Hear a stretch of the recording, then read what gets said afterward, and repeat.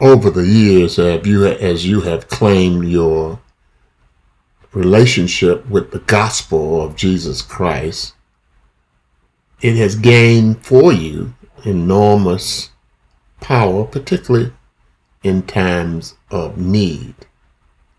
Our lesson this week, the power of the gospel. What is that power?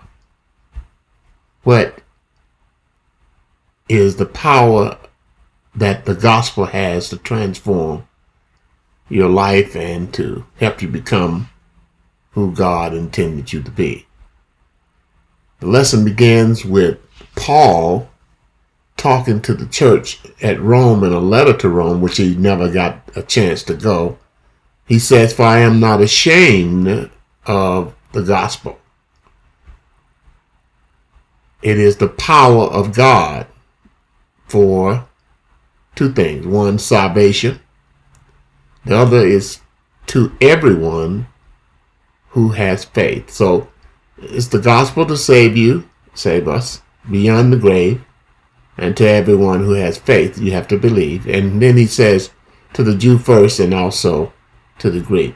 So why is the gospel made available to the Jew first? Well, obviously because of their belief in God, Jehovah, Yahweh, early on, and as expressed in the New Testament.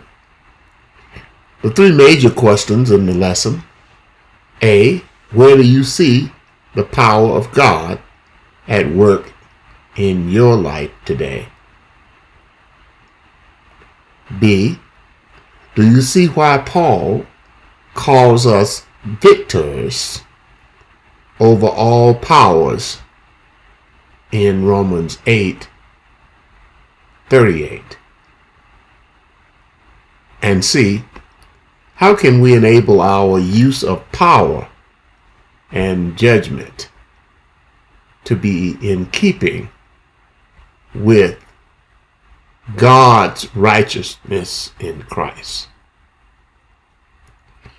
The questions that we came up with for the lesson begins with question 1. Is there a difference between insiders who claim the gospel and outsiders who are not Jews? Which are you and why? Question 2. What is the broad theme of the book of Romans? Question 3. Why are we condemned when we pass judgment on others? Question 4. What is in store for everyone who does evil? If you do evil, what's in store for you? What is in store for those who do good? Question 5. What is partiality, especially as revealed in the New Testament, when it comes to God's relationship with us as humans? Where does denominationalism come from if God shows no partiality? Question 6. Where does the power of God reside? And how does it exist? Question 7. What does the word power mean in Paul's faith? Question 8. What is, going back to that question, what is the Big Bang of creation?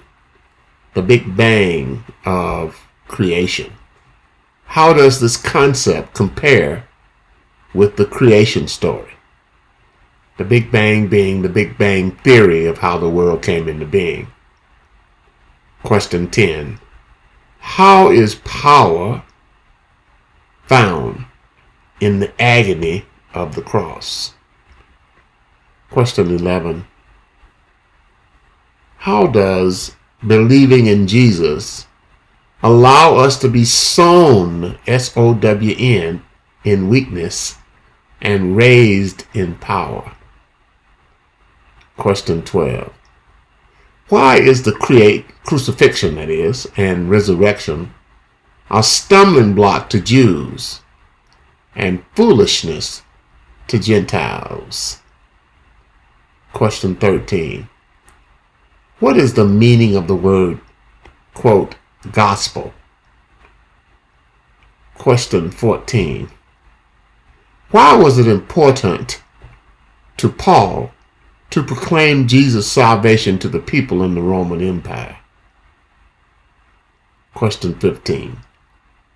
Why was Paul's proclamations in opposition to the power exerted by those in power in Rome? What was the results of Paul's preaching? Question 16. How is the gospel not only the good news, but Jesus himself? Question 17. What are the three things that Paul was getting at in his preaching? Question 18. Why is the love of God through Jesus Christ so important to politics and to justice? Question 19. What are the results of power without love? Question 20. What must we do as Christians to maintain power found in the gospel? Those are our questions for this week's lesson. For answers in the lesson, go to Utqiagvik.com, Utqiagvik PC.com, under events, our adult Sunday school lesson, and you can join that lesson every Sunday morning at 9:30 a.m.